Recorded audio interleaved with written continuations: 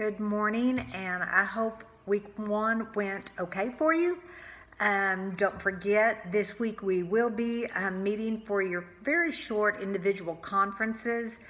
Please do note your time on your schedule. A reminder, you will be given a participation grade just for touching base so we can make sure you're doing okay, see if you have any questions, and perhaps schedule a longer conference time. I'm going to review a little bit of what you did last week. First of all, rhetorical appeals. And make sure that you're grasping this, because this is really how I'm going to, and all rubrics ever invented relative to writing, grading rubrics, kind of break down into these major categories, and that is how a writer reflects ethos and logos and pathos. And talking about the video that Ruta Sepetys put together basically to sell her book. I mean, that's the main goal. She wants people to buy it. She wants people to read it. So she put together, I think, a pretty good sales video using these three approaches. And most of you kind of hit on some of these, but in that video, she was very logical in her presentation. She had headings that separated, kind of like you would in an essay, topic sentences. So you could move along in a very logical manner. It didn't all kind of jumble up and run together. And that certainly helped. She used transitions when she spoke, and these help move the reader. That's what transitions are for. So her video was logical. There were a lot of facts included, and good hard facts are persuasive. Ethos, she was exceptionally credible. She emphasized her personal interest in her topic because of her ethnic heritage, that she traveled to Lithuania, that she spent time with survivors, that she interviewed them, that she even spent time sitting in one of the old railroad cattle cars that they used to transport people. She knew the area. She was heartfelt. Her credibility, the time spent revising, researching, it all stacked up pretty favorably. And then, of course, pathos. You want your reader to want to keep reading. You want your reader, if you're speaking, to keep listening. And she certainly used pathos to full advantage. She engaged primarily, I think, via stories of survivors. One of you even pointed out the background music was absolutely perfect to set the mood and pull you in to this tragedy. So when you are writing, you always want to make sure that your writing is logical, that you appear credible, and I might add, grammar. Plain old use of the English language certainly affects credibility. It's very hard to have faith, to trust someone, for example, who doesn't spell an author's name correctly. Right off the get-go, if I get an essay and the author, Ruta Sepetys, and it's misspelled, well, how much faith can I have in what they're saying if they weren't even careful to make sure that their spelling is correct? So certainly use of the English language affects a writer's credibility. We're going to be working this week primarily on ways to improve your use of pathos. We're going to look at figurative language and adjectives and adverbs. The absence of figurative language basically results in kind of a boring writing. And so this week too, we're going to look at how Sepetys did quite well in her writing relative to pathos. Let's see. Oh, historical background of the novel. I did post a sheet in your introductory materials, but I know there was kind of a lot to digest, so I kind of want to make sure, because this is a work of historical fiction, and if you don't kind of have the background in your mind, it can really get confusing. And in any work, there are three aspects of setting. There's geographic setting and historical setting and physical setting.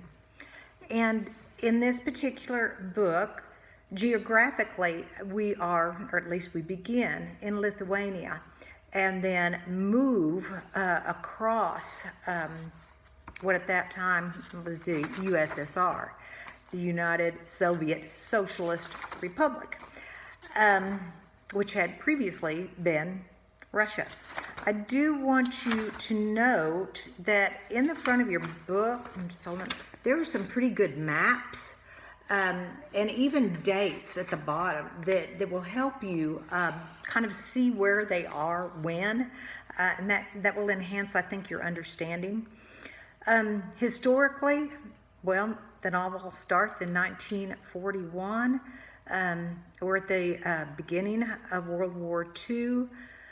Stalin and Hitler had made a pact to be buds. That did not last long at all, and then they began vying for territory.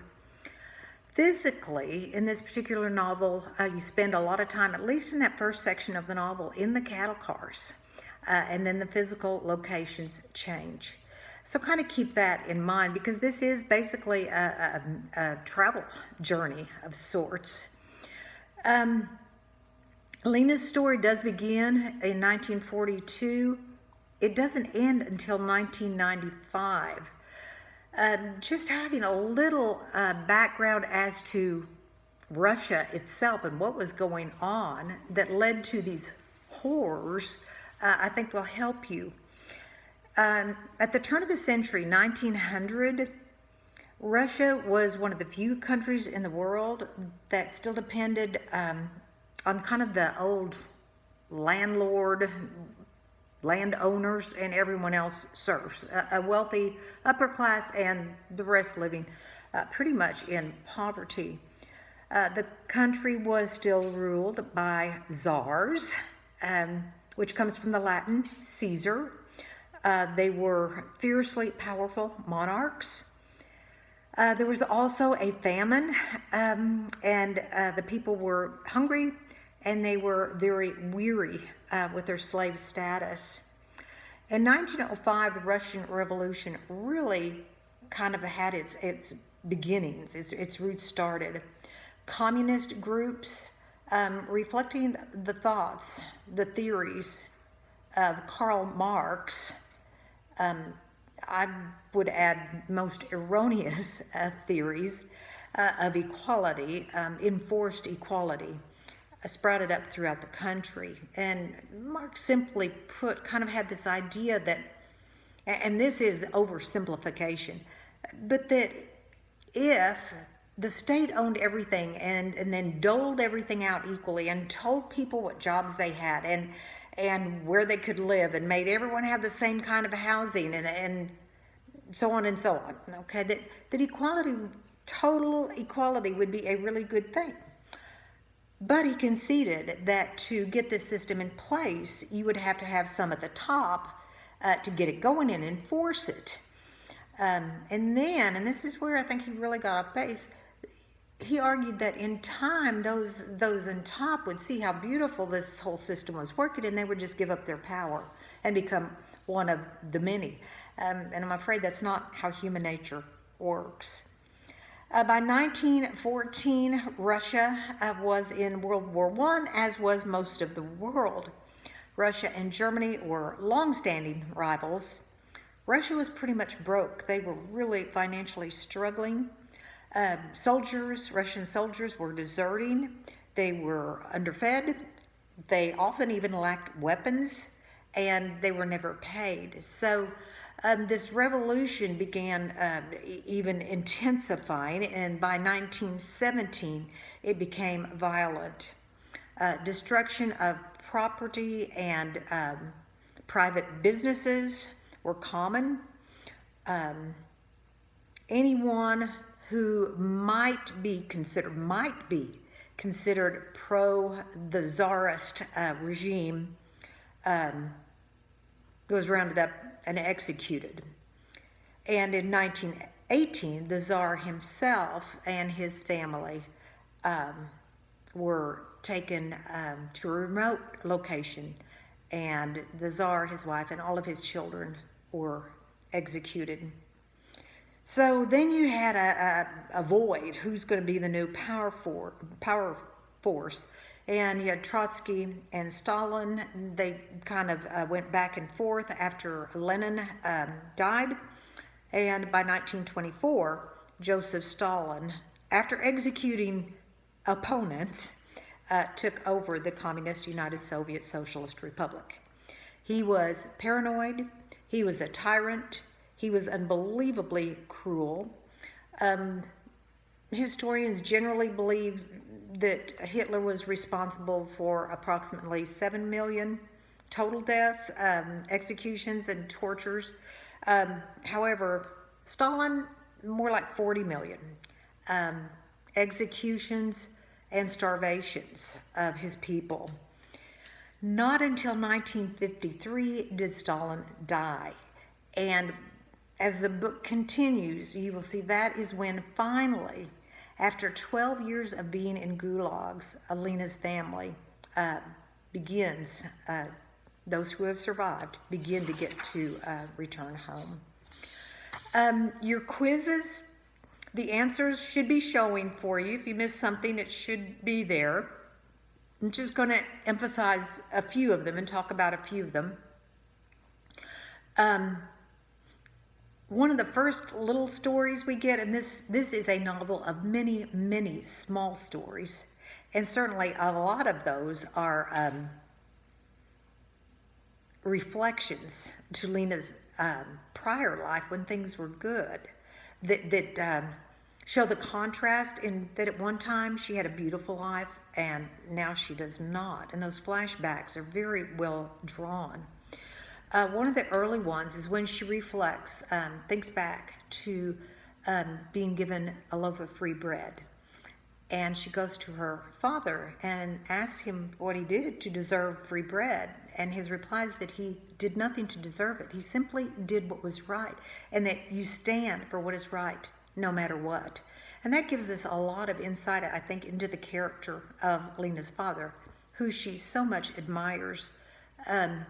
He is willing to risk his life to help others, no matter the cost, and he does end up paying dearly.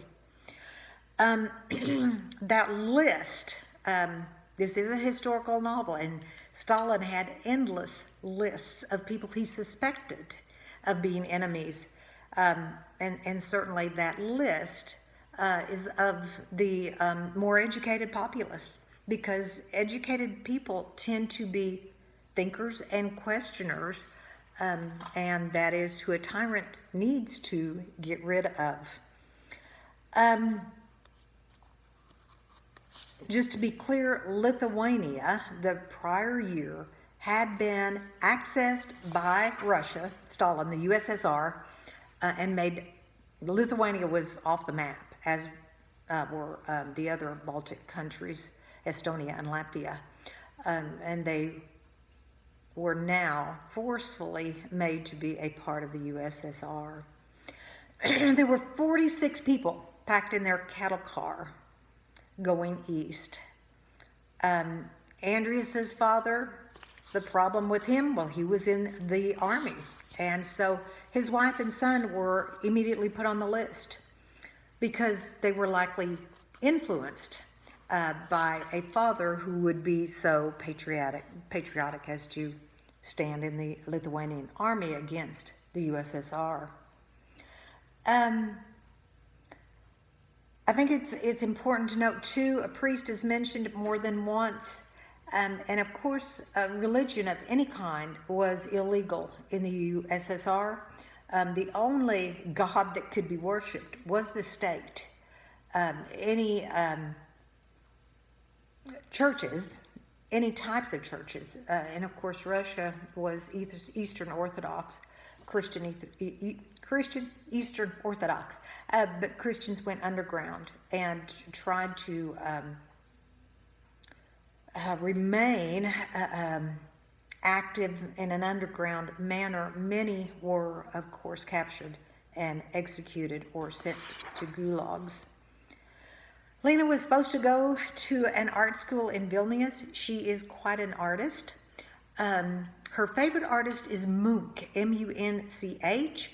You might Google him and just see. Hopefully we'll have a little time later on to look at some of his works, see what so attracted Lena to him, and why, maybe more importantly, why Sepetys chose Munch as the artist Lena would much appreciate. If you look at a few of his paintings, I think you see the despair and the chaos that is so reflected in Lena's life. It's so sad. Jonas is such a tender-hearted child, certainly takes after his mother. Lena probably is more like her father. But little Jonas every day records the number of children that die, and that is another moment of pathos. It's really touching.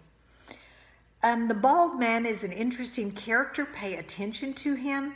He's not quite as harsh, maybe, and mean at heart as he appears to be. This develops as you go on. And you'll find out more and more about him. I'm trying to think anything else that just might have thrown you for a loop in those quizzes. If you do have a question, please, please, please don't hesitate to call or text, and I'll try to clear that up. Let's see, what are you going to be doing this week? Mentioned earlier, you're going to be working on figurative language, which makes your sentences stylistic. You have a page in your lessons folder, figurative language, and maybe about 15 different, there are more. These are probably the 15 most common types of figurative language approaches. I do not care if you know the Latin names. Anaphora, okay, you can memorize it, but so what? What I'm looking for is that you learn to apply some of these strategies, because they will make your writing more lively, come to life for the reader.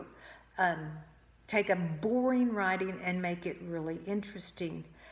And just a little sample. I'm going to try to work through this rather quickly. Sepetys does a very good job, and maybe this will make more sense when you get started and you can come back to this. And I'm just going to use chapter 1 as an example. And look at a few of these.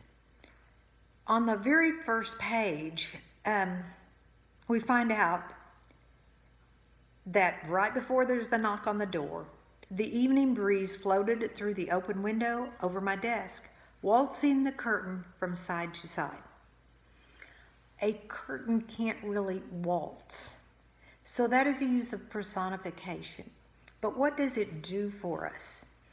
Without understanding how the brain really works, you hear the word waltzing and you see these curtains in her room doing this kind of 1, 2, 3, 1, 2, 3, 1, 2, 3, and suddenly you're with this. Wow, they're not doing a country western two-step. This is a family that has curtains that waltz. So Sepetys is very cleverly letting you know that this is a very upper class family. They're doing well. They have a lovely life. So that's a very nice touch and much more engaging than simply saying it was evening and this family lived fairly upper class. Well, that's just not nearly as engaging as waltzing curtains. Another little stylistic device, and this is really, really nicely done. The NKVD has pounded on the door, broken in, And the chapter ends. "Please lower your voice. I have children," whispered Mother. 20 minutes, the officer barked. He threw his burning cigarette onto our clean living room floor and ground it into the wood with his boot. We were about to become cigarettes. And that is a metaphor. And it's just so nicely done because, again, you kind of go through this and what you're seeing is the NKVD grinding the Lithuanians down. And the comparison of the Lithuanians to cigarettes, this unlikely comparison, makes for a very, it makes a point. Much more so than if Sepetys had simply written, the NKVD were going to treat us really badly. Just not nearly as engaging. So you are, in one of your assignments, after you've really studied this lessons page on figurative writing, to choose a chapter and do some work with it. Again, if you have questions, once you get in there, let me know. Your other assignment this week is going back maybe to, I don't know, 2nd or 3rd grade, but we forget because it's not reinforced. Adjectives and adverbs, choosing really good ones are important. And Sepetys, I'm going to use a few examples from chapter 1 again. It was an urgent booming. Well, how can a booming be urgent? It means it was rapid. Using the best adjective possible to really convey your meaning is going to liven up your writing. It was a wooden floor they were on. Mother had on a long, thin skirt, and she had honey-colored hair. That's a really good adjective. There's a million dumb blondes joke, and I can say that because I'm blonde.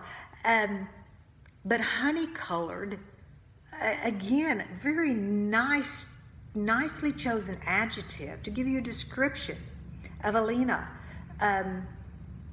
whose hair was like honey, rich and lustrous and golden, but with shades of amber.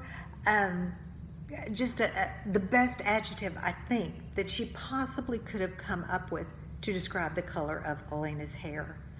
And of course, adjectives modify or help explain nouns, people, places, and things. And adverbs help fully develop adjectives. So when you review this page again, I think it will make sense, and you've got a little assignment to do there. I think that's it for right now. Again, as you're watching this video, I hope you're kind of making notes. Maybe you want me to clarify something further in your conference. That's what we're going to meet for.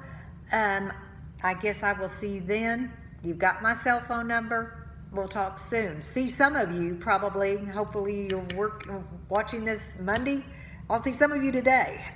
So look at your schedule. Summer you up. Again, our class time is technically begins at 12:30. So check it out. See you then.